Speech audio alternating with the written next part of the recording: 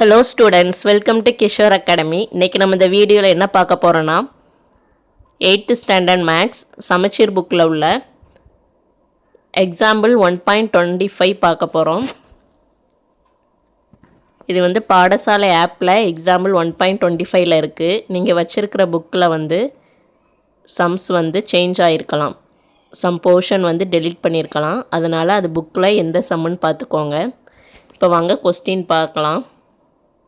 Find the least number by which 250 is to be multiplied or divided so that the resulting number is a perfect square. Also find the square root in that case. என்னது கேட்டிருக்காங்கன்னா find the least number கண்டுபிடிக்கணும்.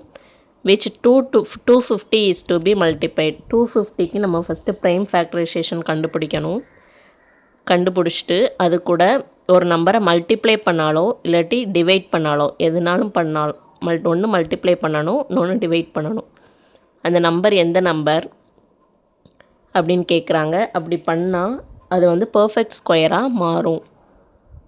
அப்போ அந்த number எதுன்னு find out பண்ணிவிட்டு அது எந்தெந்த கேஸ்லலாம் perfect ஸ்கொயராக மாறுது அப்படின்னு அந்த கேஸையும் நம்மளுக்கு ஃபைண்ட் அவுட் பண்ண சொல்லியிருக்காங்க.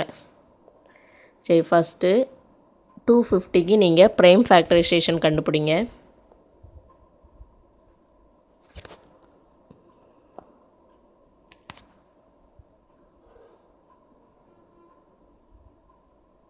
ஃபஸ்ட்டு 5 டேபிளில் போடுறேன். 5 5s are 25, 0. Next 5 1 5 is 5, 0. Next 5 2 5s are 10. Next 2 1 2 is 2. இப்போ என்னெல்லாம் வந்திருக்கு? 2 5 ஸ்கொயர் ரூட்டு தான் நம்ம எழுத போகிறோம். அதனால் பேராக பாருங்கள். 2 நம்பருக்கு ஒரு நம்பர் எடுக்கணும். அதனால் 2 5 வந்திருக்கு. பேலன்ஸில் இருக்கிறது 5 × 2. இதுக்கு பேர் இல்லை. என்ன பேர் இல்லை? ஒரு 5க்கு ஒரு 5 இல்லை, இந்த 2க்கு ஒரு 2 இல்லை. அப்போ 5 2s are 10. இந்த 10ஐ நம்ம 250 கூட மல்டிப்ளை பண்ணால் அது ஒரு பர்ஃபெக்ட் ஸ்கொயராக மாறும். அதே மாதிரி 250 கூட 10ஐ டிவைட் பண்ணாலும் அது ஒரு பர்ஃபெக்ட் ஸ்கொயராக மாறும். இதை தான் கண்டுபிடிக்க சொல்கிறாங்க. இப்போ அது எப்படி கேஸில் எப்படி பண்ணலான்னு பாருங்கள்.